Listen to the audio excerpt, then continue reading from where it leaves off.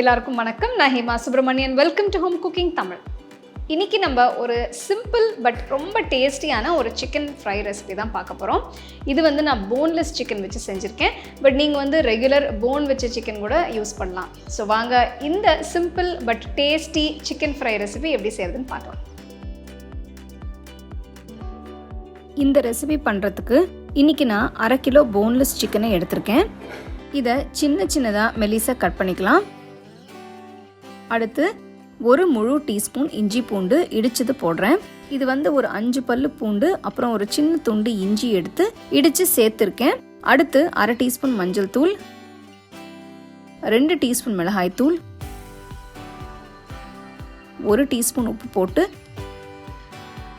எல்லாம் சேர்த்து மசாலா நல்லா சிக்கனோட மிக்ஸ் ஆகிற மாதிரி கலந்து விடுங்க.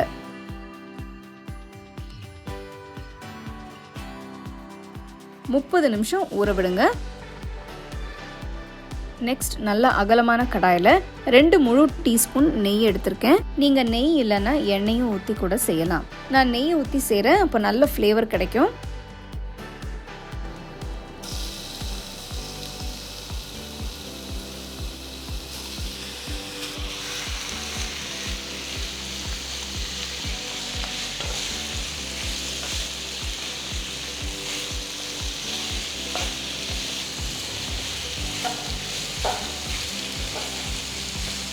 சிக்கனை நல்லா கலந்து விட்டு 5 நிமிஷத்துக்கு வேக விடுங்க. போன்லெஸ் சிக்கன்றதுனால ரொம்பவே சீக்கிரமாக வெந்துடும். 5 நிமிஷம் வதங்கிடுச்சு. அப்புறம் மற்ற மசாலாஸை சேர்த்துடலாம். 1 டீஸ்பூன் தனியாத்தூள்,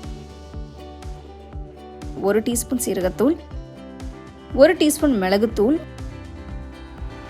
1 டீஸ்பூன் மிளகாய்த்தூள், 1/2 டீஸ்பூன் கரம் மசாலா தூள் போடுங்க.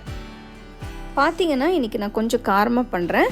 உங்களுக்கு இந்த அளவு காரம் வேண்டாமனா நீங்கள் இன்னும் கொஞ்சம் கம்மி பண்ணிக்கலாம். இந்த ஸ்டேஜில் உப்பு வேணும்னா நீங்கள் இன்னும் கொஞ்சம் சேர்த்துக்கோங்க. நான் சிக்கனை ஊற வைக்கும் போதே 1 டீஸ்பூன் உப்பு போட்டு இருக்கேன். டேஸ்ட்டு பார்த்துட்டு வேணும்னா உப்பு போட்டுக்கோங்க. எல்லா மசாலா தூளும் சேர்த்ததுக்கப்புறம் மீடியம் ஃப்ளேமில் 10 நிமிஷம் வேக விடுங்க.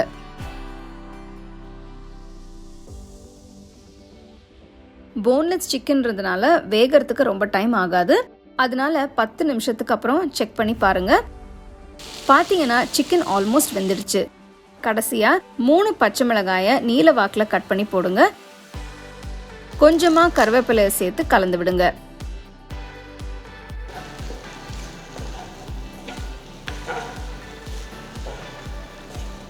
ஃபைனலாக 1 டீஸ்பூன் நெய் ஊற்றி மிக்ஸ் பண்ணுங்க.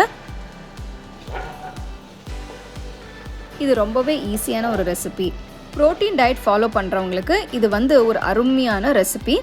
ரொம்பவே சிம்பிளான ஒரு ரெசிபி. உங்களுக்கு காரம் இல்லாமல் வேணும்னா நீங்கள் மசாலாவை கொஞ்சம் கம்மி பண்ணிக்கலாம். ஸ்பைசி சிக்கன் ரோஸ்ட் இப்போ ரெடி ஆயிடுச்சு.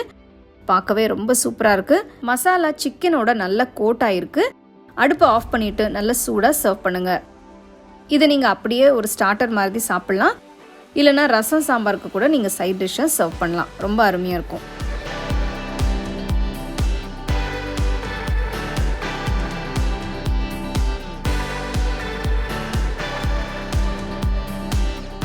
ஸோ போன்லெஸ் சிக்கன் வச்சு ஒரு அருமையான சிக்கன் ஃப்ரை ரெசிபி எப்படி செய்யறதுன்னு பார்த்தீங்க இல்லையா?